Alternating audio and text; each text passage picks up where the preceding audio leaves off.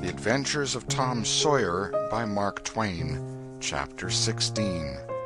First Pipes. I've Lost My Knife. After dinner, all the gang turned out to hunt for turtle eggs on the bar. They went about poking sticks into the sand, and when they found a soft place, they went down on their knees and dug with their hands. Sometimes they would take 50 or 60 eggs out of one hole. They were perfectly round, white things, a trifle smaller than an English walnut. They had a famous fried egg feast that night, and another on Friday morning. After breakfast, they went whooping and prancing out on the bar, and chased each other round and round, shedding clothes as they went, until they were naked, and then continued the frolic far away up the shoal water of the bar, against the stiff current, which latter tripped their legs from under them from time to time, and greatly increased the fun. And now and then they stooped in a group and splashed water in each other's faces with their palms, gradually approaching each other with averted faces to avoid the strangling sprays, and finally gripping and struggling till the best man ducked his neighbor, and then they all went under in a tangle of white legs and arms, and came up blowing, sputtering, laughing, and gasping for breath at one and the same time. When they were well exhausted, they would run out and sprawl on the dry, hot sand, and lie there and cover themselves up with it, and by break from the water again and go through the original performance once more. Finally it occurred to them that their naked skin represented flesh-colored tights very fairly, so they drew a ring in the sand and had a circus, with 3 clowns in it, for none would yield this proudest post to his neighbor. Next they got their marbles and played knucks and ring-taw and keeps, till that amusement grew stale. Then Joe and Huck had another swim, but Tom would not venture, because he found that in kicking off his trousers he had kicked his string of rattlesnake rattles off his ankle, and he wondered how he had escaped cramps so long without the protection of this mysterious charm. He did not venture again until he had found it, and by that time the other boys were tired and ready to rest. They gradually wandered apart, dropped into the dumps, and fell to gazing longingly across the wide river to where the village lay drowsing in the sun. Tom found himself writing Becky in the sand with his big toe. He scratched it out and was angry with himself for his weakness. But he wrote it again, nevertheless. He could not help it. He erased it once more, and then took himself out of temptation by driving the other boys together and joining them. But Joe's spirits had gone down almost beyond resurrection. He was so homesick that he could hardly endure the misery of it. The tears lay very near the surface. Huck was melancholy, too.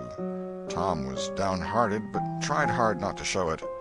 He had a secret, which he was not ready to tell yet, but if this mutinous depression was not broken up soon, he would have to bring it out. He said, with a great show of cheerfulness, "I bet there's been pirates on this island before, boys. We'll explore it again. They've hid treasures here somewhere. How'd you feel to light on a rotten chest full of gold and silver, hey?" But it roused only a faint enthusiasm, which faded out with no reply. Tom tried 1 or 2 other seductions, but they failed, too. It was discouraging work. Joe sat poking up the sand with a stick and looking very gloomy.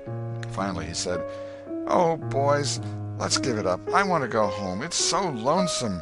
"Oh, no, Joe, you'll feel better by and by," said Tom. "Just think of the fishing that's here." "I don't care for fishing. I want to go home." "But, Joe, there ain't such another swimming place anywhere." "Swimming's no good. I don't seem to care for it, somehow, when there ain't anybody to say I shan't go in. I mean to go home." "Oh, shucks, baby. You want to see your mother, I reckon." "Yes, I do want to see my mother, and you would too if you had one. I ain't any more baby than you are," and Joe snuffled a little. "Well, we'll let the crybaby go home to his mother, won't we, Huck? Poor thing. Does it want to see its mother? And so it shall. You like it here, don't you, Huck? We'll stay, won't we?" Huck said, "Yes," without any heart in it. "I'll never speak to you again as long as I live," said Joe, rising. "There now," and he moved moodily away and began to dress himself. "Who cares?" said Tom. "Nobody wants you to. Go along home and get laughed at. Oh, you're a nice pirate. Huck and me ain't crybabies. We'll stay, won't we, Huck? Let him go if he wants to. I reckon we can get along without him, p'raps." But Tom was uneasy, nevertheless, and was alarmed to see Joe go sullenly on with his dressing, And then it was discomforting to see Huck eyeing Joe's preparations so wistfully and keeping up such an ominous silence. Presently, without a parting word, Joe began to wade off toward the Illinois shore. Tom's heart began to sink. He glanced at Huck. Huck could not bear the look and dropped his eyes, and then he said, "I want to go too, Tom. It was getting so lonesome anyway, and now it'll be worse. Let's us go too, Tom." "I won't. You can all go if you want to. I mean to stay." "Tom, I better go." "Well, go along. Who's hindering you?" Huck began to pick up his scattered clothes, and he said, "Tom, I wish you'd come too. Now you think it over. We'll wait for you when we get to the shore." "Well, you'll wait a blame long time, that's all." Huck started sorrowfully away, and Tom stood looking after him, with a strong desire tugging at his heart to yield his pride and go along too. He hoped the boys would stop, but they still waded slowly on. It suddenly dawned on Tom that it was become very lonely and still. He made one final struggle with his pride, and then darted after his comrades, yelling, "Wait! Wait! I want to tell you something!" They presently stopped and turned around. When he got to where they were, he began unfolding his secret, and they listened moodily, till at last they saw the point he was driving at. And then they set up a war-whoop of applause, and said it was splendid, and said if he had told them at first, they wouldn't have started away.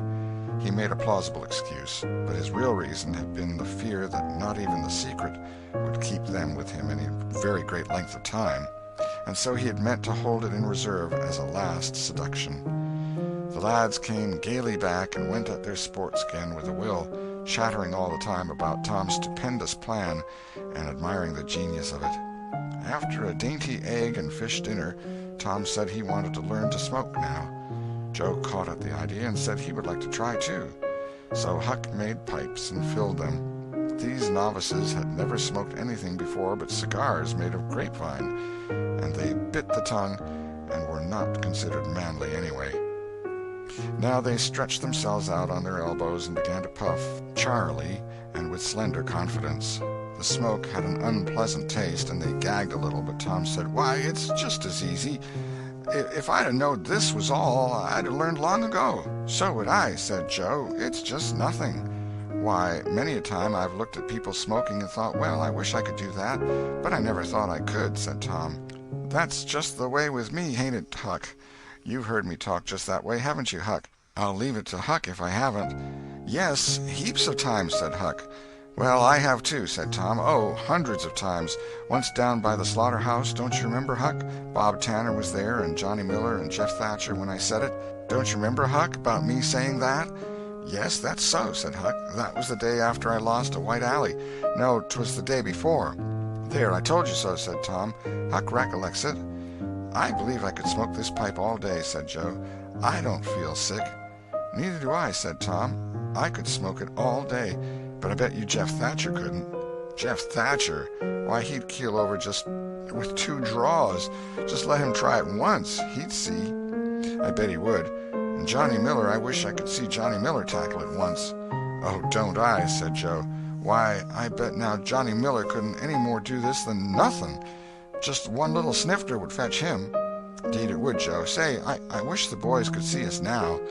"So do I. Say, boys, don't say anything about it, and sometime when they're around I'll come up to you and say, 'Joe, got a pipe? I want to smoke.' And you'll say, kind of careless-like, as if it weren't anything, you'll say, 'Yes, I got my old pipe and another one, but my tobacco ain't very good.' And I'll say, 'Oh, that's all right, if it's strong enough.' And then you'll out with the pipes, and we'll light up just as calm, and then just see 'em look. By jings, that'll be gay, Tom. I wish it was now." "So do I. And when we tell 'em we learned when we was off pirating, won't they wish they'd been along?" "Oh, I reckon not. I'll just bet they will." So the talk ran on, but presently it began to flag a trifle and grow disjointed. The silences widened, the expectoration marvelously increased. Every pore inside the boys' cheeks became a spouting fountain. They could scarcely bail out the cellars under their tongues fast enough to prevent an inundation. Little overflowings down their throats occurred in spite of all they could do, and sudden retchings followed every time. Both boys were looking very pale and miserable now. Joe's pipe dropped from his nerveless fingers. Tom's followed. Both fountains were going furiously, and both pumps bailing with might and main. Joe said feebly, "I've lost my knife. I reckon I better go and find it." Tom said with quivering lips and halting utterance, "I'll help you. You go over that way and I'll hunt around by the spring. No, you needn't come, Huck. We can find it." So Huck sat down again and waited an hour. Then he found it lonesome and went to find his comrades. They were wide apart in the woods, both very pale, both fast asleep. But something informed him that if they had had any trouble, they'd got rid of it. They were not talkative at supper that night. They had a humble look, and when Huck prepared his pipe after the meal and was going to prepare theirs, they said no, they were not feeling very well. Something they ate at dinner had disagreed with them. About midnight, Joe awoke and called the boys. There was a brooding oppressiveness in the air that seemed to bode something. The boys huddled themselves together and sought the friendly companionship of the fire, though the dull, dead heat of the breathless atmosphere was stifling. They sat still, intent and waiting. The solemn hush continued. Beyond the light of the fire, everything was swallowed up in the blackness of darkness. Presently there came a quivering glow that vaguely revealed the foliage for a moment, and then vanished. By and by another came, a little stronger, then another. Then a faint moan came sighing through the branches of the forest, and the boys felt a fleeting breath upon their cheeks, and shuddered with the fancy that the spirit of the night had gone by. There was a pause.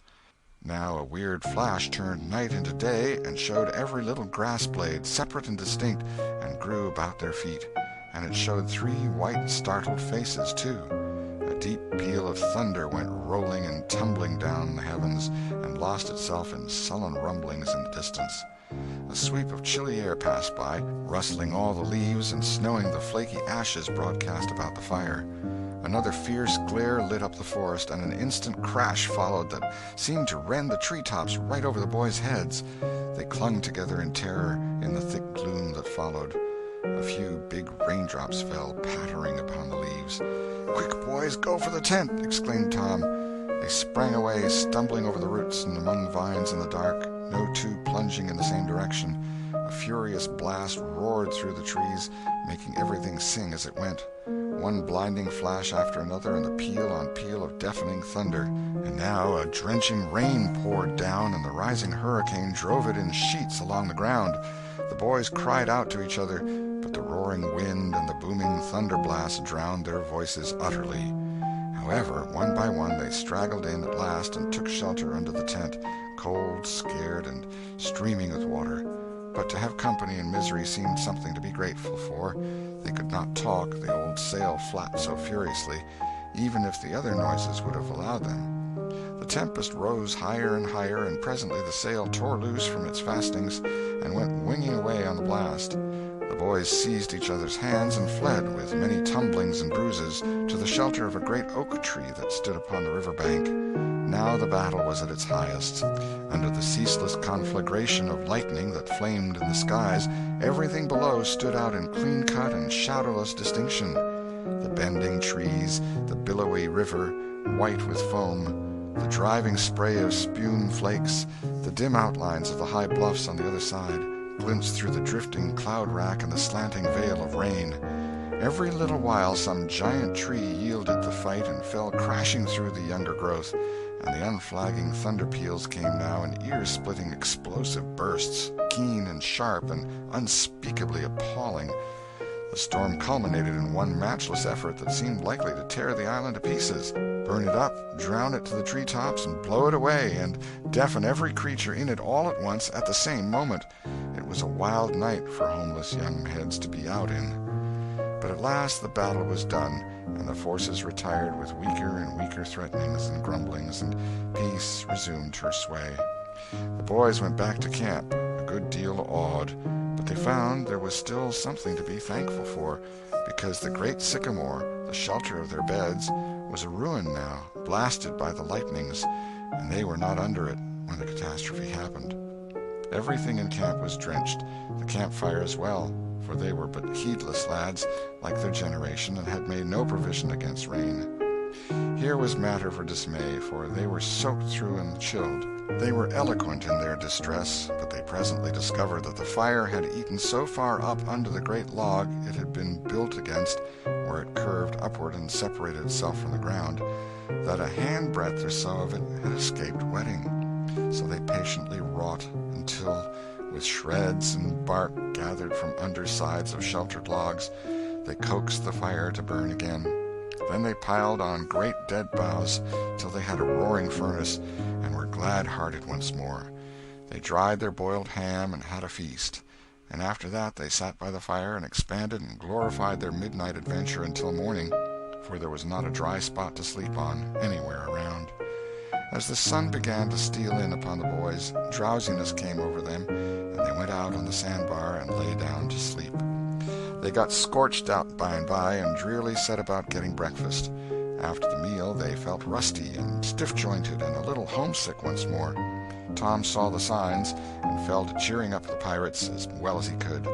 But they cared nothing for marbles or circus or swimming or anything. He reminded them of the imposing secret and raised a rave cheer. While it lasted, he got them interested in a new device. This was to knock off being pirates for a while and be Indians for a change. They were attracted by this idea, so it was not long before they were stripped and striped from head to heel with black mud like so many zebras, all of them chiefs, of course, and then they went tearing through the woods to attack an English settlement. By and by they separated into 3 hostile tribes, and darted upon each other from ambush with dreadful war-whoops, and killed and scalped each other by thousands. It was a gory day. Consequently, it was an extremely satisfactory one. They assembled in camp towards supper-time, hungry and happy. But now a difficulty arose. Hostile Indians could not break the bread of hospitality together without first making peace, and this was a simple impossibility without smoking a pipe of peace. There was no other process that they ever had heard of. 2 of the savages almost wished they had remained pirates. However, there was no other way. So, with such show of cheerfulness as they could muster, they called for the pipe and took their whiff as it passed in due form. And behold, they were glad they had gone into savagery, for they had gained something. They found that they could now smoke a little without having to go and hunt for a lost knife. They did not get sick enough to be seriously uncomfortable. They were not likely to fool away this high promise for lack of effort. No, they practiced cautiously after supper with right fair success, and so they spent a jubilant evening. They were prouder and happier in their new acquirement than they would have been in the scalping and skinning of the 6 nations. We will leave them to smoke and chatter and brag, since we have no further use for them at present. End of Chapter 16. Chapter 17. Pirates at their own funeral. But there was no hilarity in the little town that same tranquil Saturday afternoon. The Harpers and Aunt Polly's family were being put into mourning with great grief and many tears. An unusual quiet possessed the village, although it was ordinarily quiet enough in all conscience. The villagers conducted their concerns with an absent mind and talked little, but they sighed often. The Saturday holiday seemed a burden to the children. They had no heart in their sports and gradually gave them up. In the afternoon, Becky Thatcher found herself moping about the deserted schoolhouse yard and feeling very melancholy, but she found nothing there to comfort her. She soliloquized, "Oh, if I only had a brass andiron knob again, but I haven't got anything now to remember him by," and she choked back a little sob. Presently she stopped and said to herself, "It was right here. Oh, if it was to do over again, I wouldn't say that. I wouldn't say it for the whole world. But he's gone now. I'll never, never, never see him any more." This thought broke her down, and she wandered away, with the tears rolling down her cheeks. Then quite a group of boys and girls, playmates of Tom's and Joe's, came by, and stood looking over the paling fence and talking in reverent tones of how Tom did so-and-so the last time they saw him, and how Joe said this and that small trifle, pregnant with awful prophecy, as they could easily see now. and each speaker pointed out the exact spot where the lost lad stood at the time, and then added something like, "And I was a-standing just so, just as I am now, and as if you was him, I was as close as that, and he smiled just this way, and then something seemed to go all over me, like awful, and I never thought what it meant, of course, but I can see now."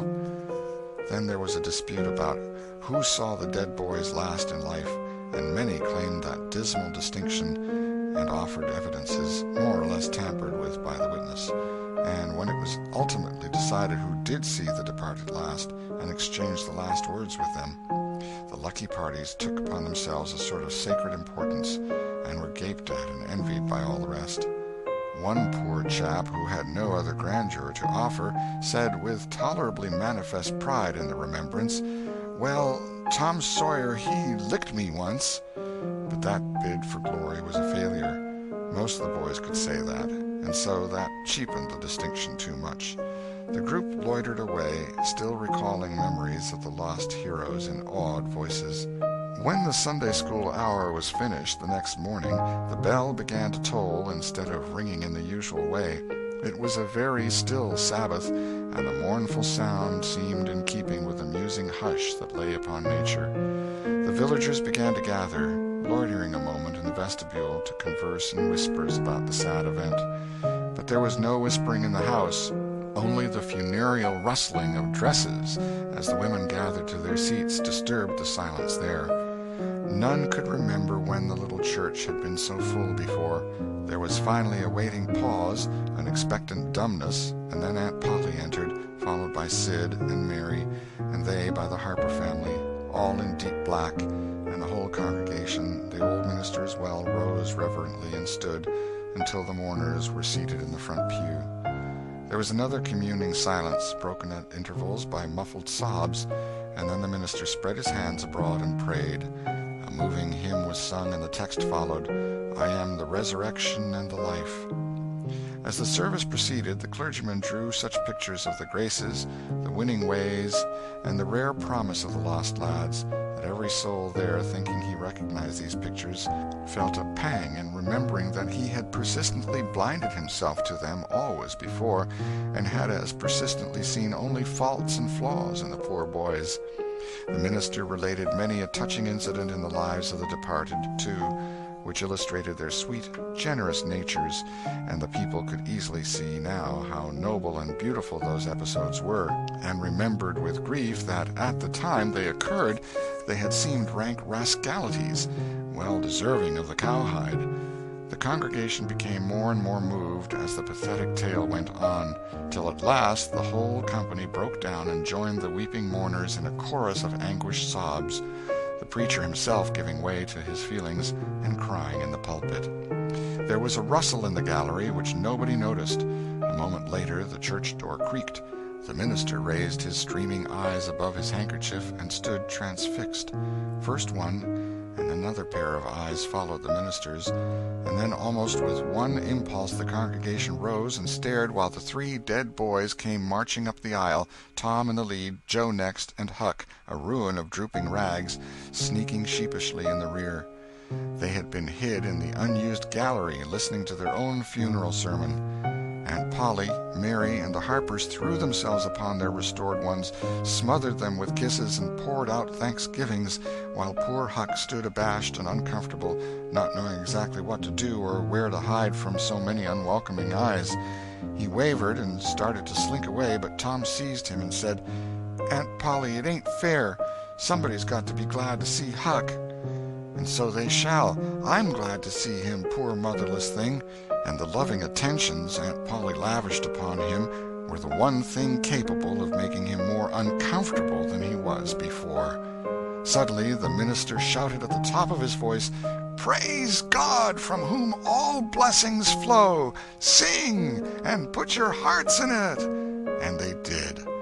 Old hundred swelled up with a triumphant burst, and while it shook the rafters, Tom Sawyer the pirate looked around upon the envying juveniles about him and confessed in his heart that this was the proudest moment of his life.